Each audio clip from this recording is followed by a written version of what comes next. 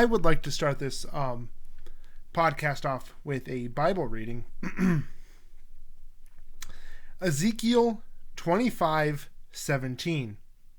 I will execute great vengeance on them with furious rebukes, and they shall know that I am the Lord when I lay my vengeance upon them.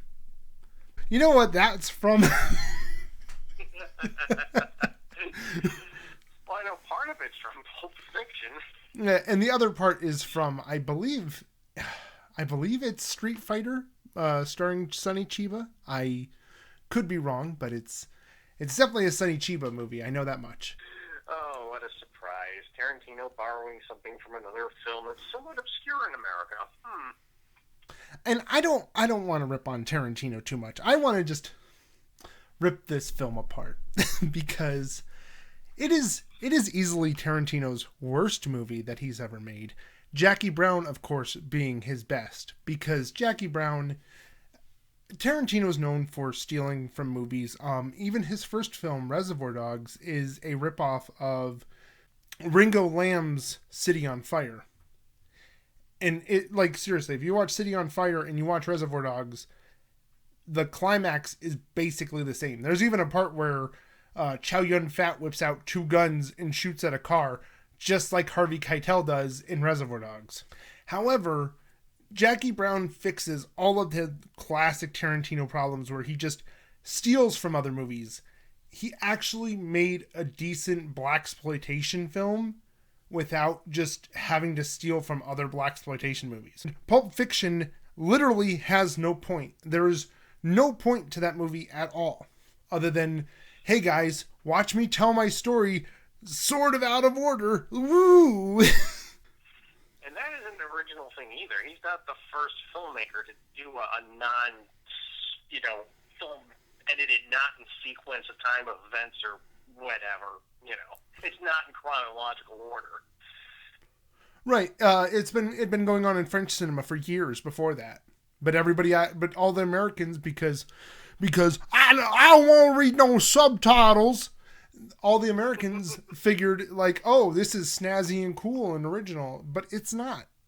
So I don't know why this is relevant, but are you aware that Zed and Buford, I don't know his name, the guy who runs the pawn shop, Maynard? Okay. Yeah, Maynard. They're brothers. Did you know that? No, I did not, but I've heard that whole scene was inspired by Deliverance, the film anyway. Because in the books not to digress here, but in the books that whole, male rape scene doesn't happen. But Tarantino more or less was inspired by that, I guess, to create Zed and Maynard and the whole pawn shop scene. Which is just such a ridiculous scene in and of itself. Like, it doesn't fit with the film at all. Right. And I don't know why, like, it even has the masturbatory Japanese culture thing, because how does Bruce Willis kill him? He uses a samurai sword, which, if you don't know, samurai swords are fucking trash. A lot of people love to go on about, like, samurai swords being, they're folded 19 times or whatever the fuck. But the thing is in real life, like, you don't need to fold swords because the iron is good enough. They use pig iron to make samurai swords. They basically are using literal garbage to make samurai swords. That is true. And more importantly, to use a samurai sword properly, you have to have training. The way that Willis kind of uses it is almost like you're, average person just picking one up. It's not an effective cutting weapon when you don't know how to properly manipulate it. Partying, I studied the blade. If you want proof that you have to know how to use a samurai sword, we have linked a video down below called Greg Nearly Kills Us. It features our friend Gregory Loden using a samurai sword, and the sword flies off because Gregory is not trained in using the sword. Speaking of YouTube real quick, I just want to thank YouTube so much for removing the dislike bar, because it shows how many people agree with us, and it's not going to show anybody who disagrees with us, because those people don't exist. Everyone agrees that Pulp Fiction is ass. Yep, it's true. Thank you, YouTube. So, back to Pulp Fiction. I don't know if you know this. The beginning scene and the ending scene of Pulp Fiction are wrong. Did you know that? Oh, I did, because I know the dialogue changes between Pumpkin and Honey Bunny when they pulled up the restaurant. Right. I think her opening line is, "Any of you fucking pigs move and I'll execute every last motherfucking one of you," or something like that. And the ending line is, "Any of you motherfuckers move," or something. And it's different. However, Tarantino fanboys have justified this. They go, he's telling the story from a different perspective. He's telling the story from a different timeline. Instead of saying Tarantino fucked up. Well, he's such a directing genius. I wonder if he's telling it from the timeline where he made a Vega Brothers movie. Or he failed to in our timeline. Because basically John Travolta and Michael Madsen got too old. And too fat. I mean, I'm sorry. Michael Madsen, look, I love you so much. I want you to know, Michael Madsen, if you're listening to this podcast, if I was making movies back in the early 90s, I would make a Resident Evil movie with you as Chris Redfield. I just want to say that. But Tarantino has numerous ways he could have told this story. He has so much money. He didn't need to tell it as a movie. He went and wrote a book for his latest movie. He's like, "I'm going to go write a book now, guys." Why don't you go write a Vega Brothers book? Why don't you why don't you be like my stupid ass and make a comic book out of a movie you can't make? Yeah, it would have been a good idea. He probably would have made a lot of money off of it. I'd buy a Vega Brothers book. I'd buy a Vega Brothers comic. It'd be cool, but... Yeah, I would too. And can we discuss Tarantino's foot fetish, please? Yeah. As weird as it is. I'm not trying to kink shame anyone when I say that. It's a fetish. I don't get it. I'm sorry. I'm not trying to kink shame anyone. But... Well, here's the thing, okay? I used to be under the impression, right? I was so naive. I was under the impression that, like, having a foot fetish was like being into a girl who had, like, nice arch support, had nice looking feet. That's not what it's about. Yeah. And with a nice pedicure and all that, yeah. Right. That's what I thought it was all about. But no, Tarantino proved me wrong, because Tarantino loves showing Uma Thurman's nasty ass motherfucking feet.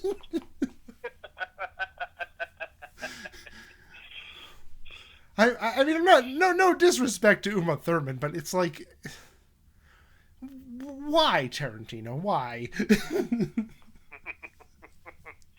I'm willing to bet that the only reason he put that dance sequence in the Jackrabbit Slim scene was just because she would have to take off her shoes to dance. I'm thinking that's the only reason that was in there. I mean, I know Travolta's a good dancer and all that. He's a triple threat. He could sing, dance, and act. He can still probably, but I think that's the only reason why he put that in there. I'm going to be mean. I'm going to say I question John Travolta's ability to act. I think I've seen one movie where I like John Travolta, and that's Blowout. Oh. Like, everybody says, like, he's so good in this movie, but he's so dull.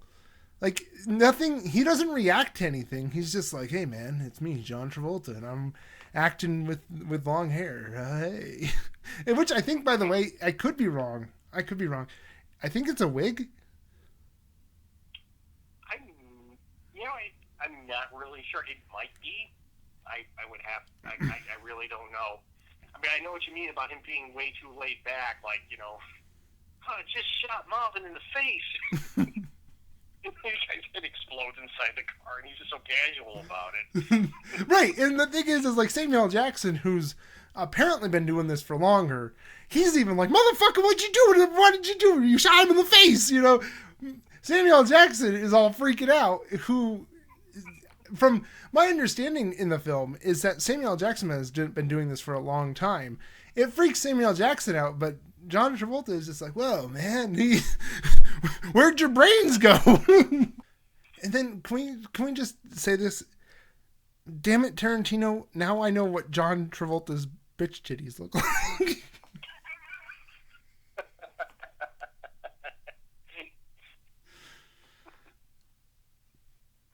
moving on. Samuel L. Jackson. I don't think this needs to be said. Samuel L. Jackson steals this movie. Samuel L. Jackson murders every scene he's in. But you know what? Samuel L. Jackson did the same thing with the friggin' Star Wars prequels, so that's not saying much. I think the only difference was is that the Star Wars prequels wouldn't let him use the word motherfucker. They gave him a purple lightsaber instead. I don't see the appeal of Pulp Fiction. It seems to be one of those movies that only autistic people quote, like, to sound cool to their friends. Like, they'll just randomly quote it just to let their friends know, hey, I've seen Pulp Fiction. There was somebody on set one time who just started quoting the part about, hey, Jimmy, this is some great coffee you've got here. By the way, can we talk about the scene with Tarantino saying over and over again? I genuinely I discussed this with you earlier. I said I feel like Tarantino was sort of playing the joke from Desperado. If you have not seen Desperado, which, by the way, is a better movie than Pulp Fiction, there is a joke that Tarantino tells about a guy going into a bar and pissing all over the bar, and basically he bet 3 guys in the bar $1,000 a piece that he could piss all over the bar and the bartender would be happy. It's a stupid joke. And I feel like Tarantino made a bet and goes, I bet you I could say no to a black man over and over and over again. And not only will he not be mad, he'll be happy and just let me do it.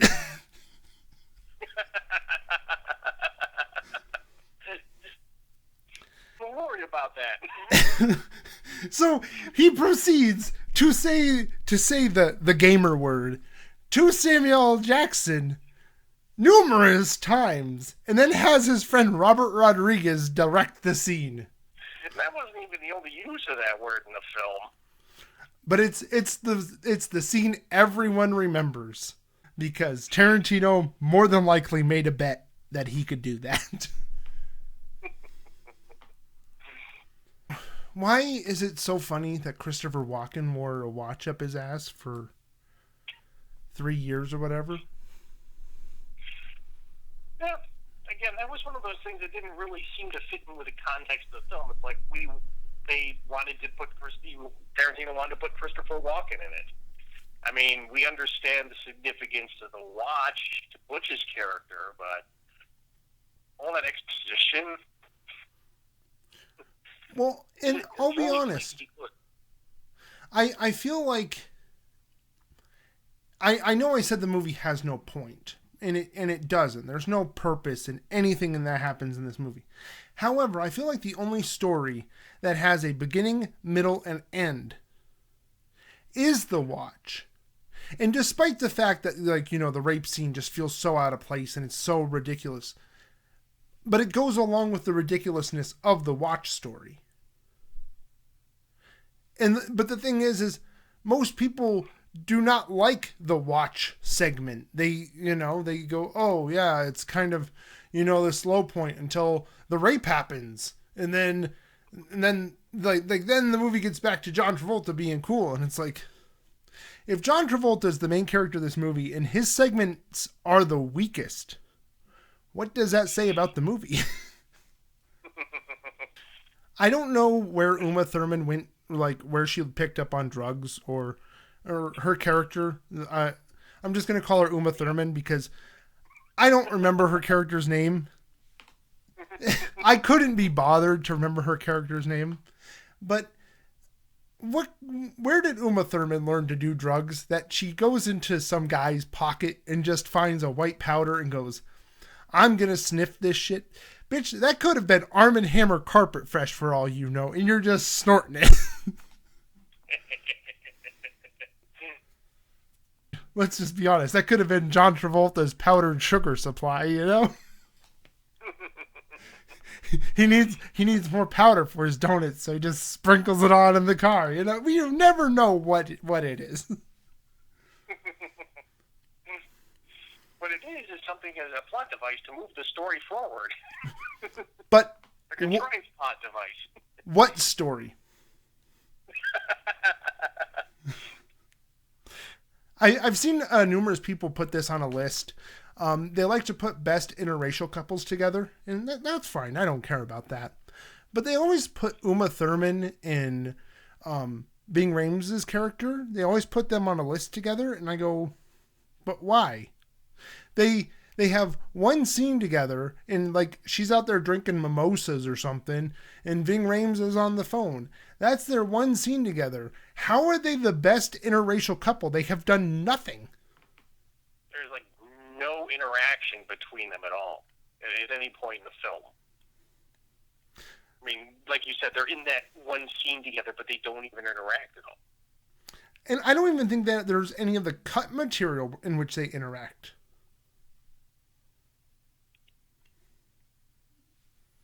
But everybody goes, oh, this is such a great interracial couple. So fantastic, so stunning and brave. But they don't do anything. If you guys don't know, the LGBTQ community gets angry because they're like, why are you putting lesbian characters in a movie but not doing anything with them? Why the fuck are you putting an interracial couple in a movie and not doing anything with them?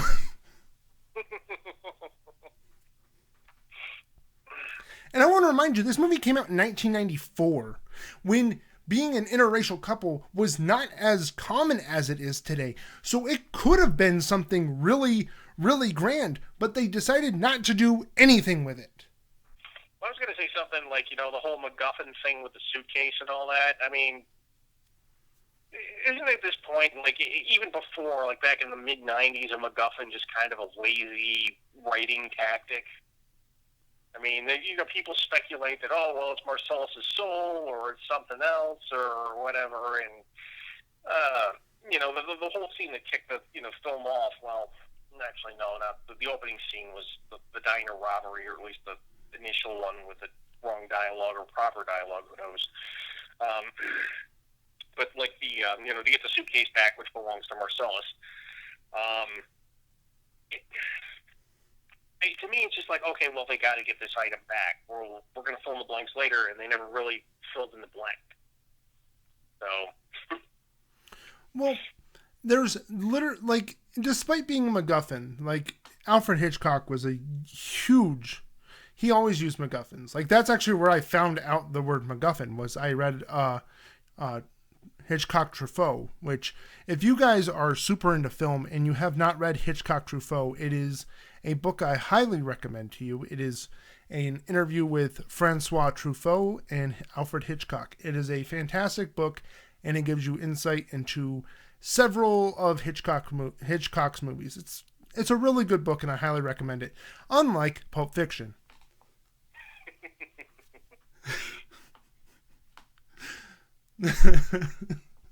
But the thing about, like, the MacGuffin is, like, the MacGuffin usually has, like, a purpose, right? It does something. Do they even drop off the MacGuffin to Marcellus Wallace? I don't even think we see him do it, in all honesty, because after they get back from Jimmy's place, when the wolf comes in and they get the car crushed and all that, they head to the diner, and I mean, I'm guessing they dropped it off eventually because Jules decides that he's going to quit. So I'm guessing they did, but we never really see them do that. I think we do. I think that is the scene in because the thing is you're not paying much attention to it. I think that's what Jules goes to do when he's talking to when Butch and Vincent. I was going to call him Vic. I might have been calling him Vic this whole time because Tarantino was extremely lazy and decided to name them Vic and Vincent, which, I mean, like, I'm fine with Vic or Vincent. Like, if you go for one or the other, that's fine. But come up with a better name for the other brother. I know for a fact, I know Mr. Blonde is Vic Vega because I love Reservoir Dogs, as I've probably stated. Reservoir Dogs is another better movie than Pulp Fiction.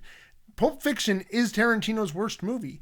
Inglourious Bastards. I know Noel is going to disagree with me about this because he's putting together this long-ass review of Inglourious Bastards. But the first 20 minutes of Inglourious Bastards is perhaps the best 20 minutes ever committed to celluloid. It's an extremely tense moment. This normal farm family, they're hanging out, doing their farm family stuff. The Nazis show up.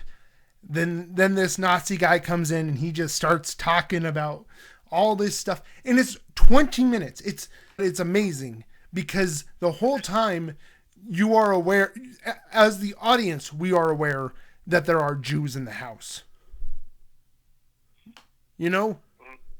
It's so tense. And yet he does absolutely nothing that good in Pulp Fiction at all. And I don't want anyone saying, well, you know, he learned his craft and he did this and he did this.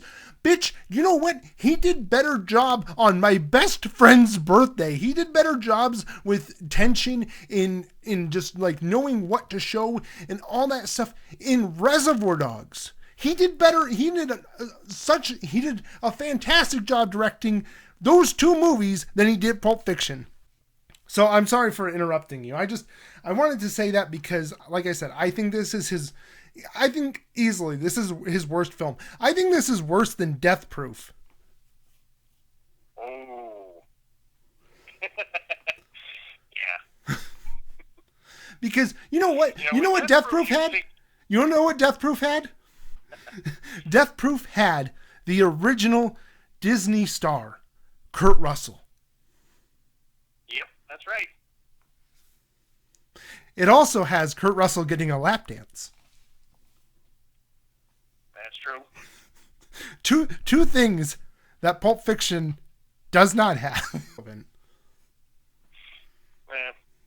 I said, I know we were kind of past the point of that first 20 minutes of Inglourious Bastards, but just the minute details that are in there, particularly from Christopher Waltz's acting as Hans Landa. You know, there's like little hints that are dropped in there that he already knows, and he's just trying to entrap the farmer into revealing, you know, that he's, hiding Jews under his floorboard. It's really interesting because I remember watching this one video about the character. Actually, it was this series of villains on YouTube. They mentioned like how his, how that whole scene was just, cemented as to how evil he was because he knew what he was doing. He was just trying to trap him. He was just toying with a farmer. But again, I'm kind of digressing here. But again, that just goes to show you how much better the first 20 minutes of Inglourious Bastard is compared to all of Pulp Fiction. Pulp Fiction was basically written on a DMT trip in Amsterdam. Really? I don't think he was on DMT, but he basically wrote it while in Amsterdam and just like wrote all the ideas down and was just like stoned out of his mind with Roger Avery. I was about to say, because I thought DMT was supposed to expand your mind.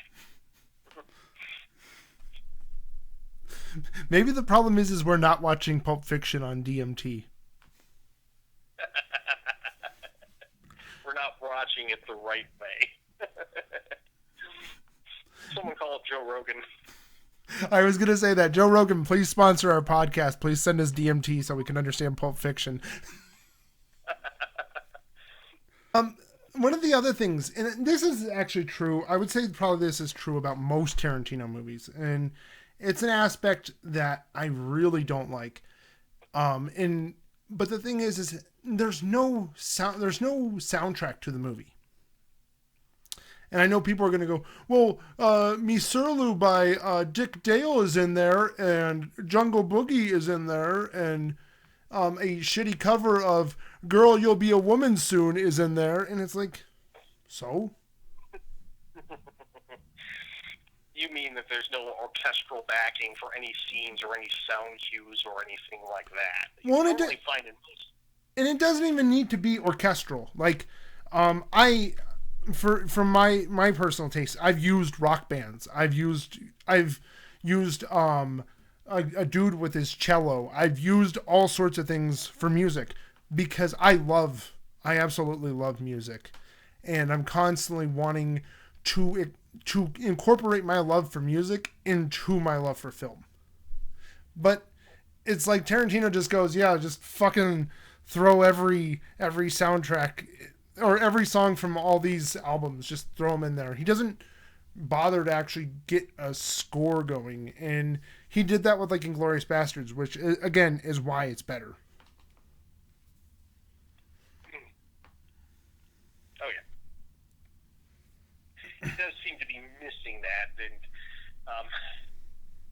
I know what you mean too. It's like it doesn't have to be orchestral or anything like that, but I'm not sure why. It just seems to be lacking because of it. But okay, I'm gonna make this. I'm gonna buy all these songs and use them in my film. Okay. Because I have the one thing no other director has: a big giant head. Okay.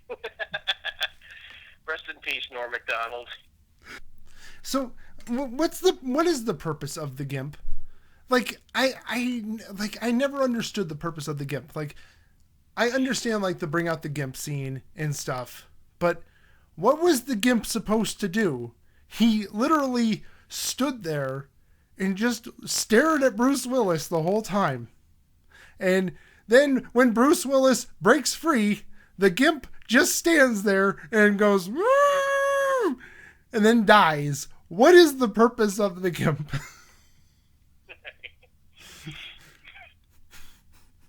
I really don't know. I think it was just to try to make the scene even more weird and disturbing, I guess. Or maybe it was some sort of secret fantasy.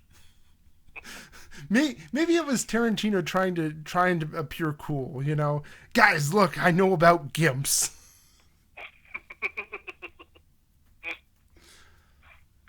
I know several directors who really want to appear cool, so they like work stupid crap into their movies. But by the time their movie comes out, like it's such an overused and stale meme by this point that nobody cares. And I think that may have been the case with the GIMP. And I guess it's just an unnecessary element to a scene that wasn't really that necessary. And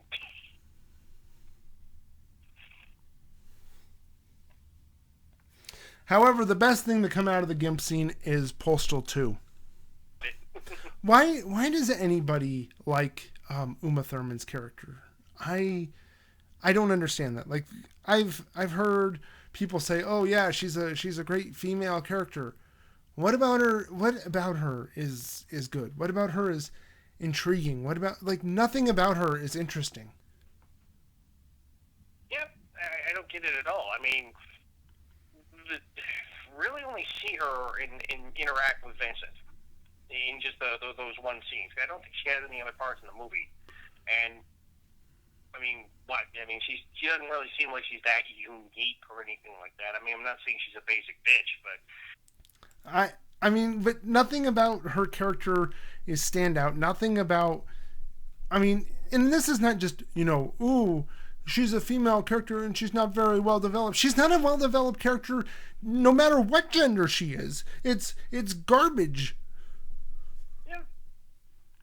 I mean, if anything, you know, she's just there to you know, provide dialogue, you know, something to, you know, Vincent to interact with.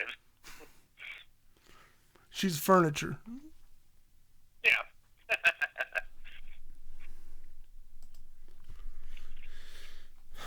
I don't know. I have never understood. Like, I don't even know why she was used so much in the promotion material because she's barely in the movie. That's true. When you come to think of it, you know, she's really the only main female character in the film that I know of. I mean, the only other females I can think of are just extras or, you know, just have like maybe one scene. Honey Boo Boo. Yeah. And, what's her name at the wrecking yard there? Steve. I heard somebody once say, like, Tarantino writes, like, the best female characters they've ever seen. And maybe Jackie Brown, but that was his magnum opus, so... Actually, Inglourious Bastards is his magnum opus, but Jackie Brown is my personal favorite movie. Pam Grier is fantastic in the movie, but Tarantino often writes women like he has never associated with a woman in his life. And that was until like he did that was until about around the point that he did Jackie Brown, because maybe he hadn't interacted with a woman in his entire life.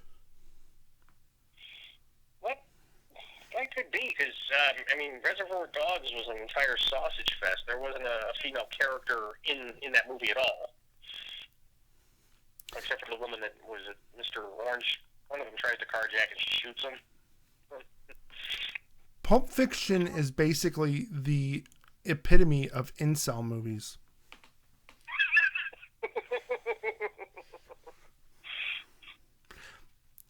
So basically, I mean, I don't know.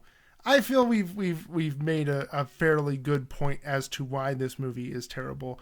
There's the color palette is not that good. I mean, you want to talk technical aspects.